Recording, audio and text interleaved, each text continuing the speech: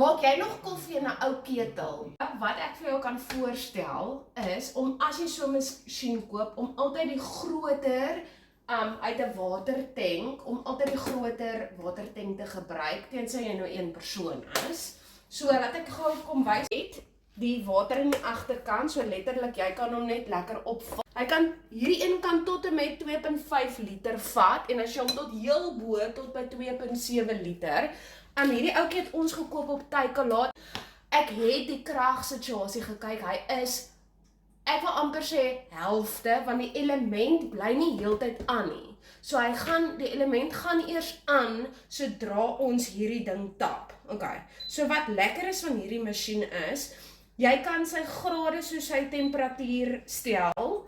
Daar kan jy sien, dis 40 grade, 50 grade, 60 grade, 70 grade en dan 100. So ek maak dit op 100. En dan kan jy ook die koppie se size stel. So ek sit dit altyd maar op 150 milliliter. En dan kan jy letterlik hom stop wanneer jy wil hê. So kyk nou hierso, kyk nou lekker is dit net so doef. En hy's instantly warm. Daar's nie nog 'n gewaggery soos vir 'n ketel nie. Hy's instant. Jy kry 'n kleiner size en ek wil amper sê hy was tussen 1500 en 2000 rand. Kragbesparing gaan jy baie spaar. Okay? En ewen ek maak my warmwatersak ook vol, so ek sal hom op 500 ml dan stel en dan sal ek hom net 2 keer laat hardloop as my watersak ook sommer vol.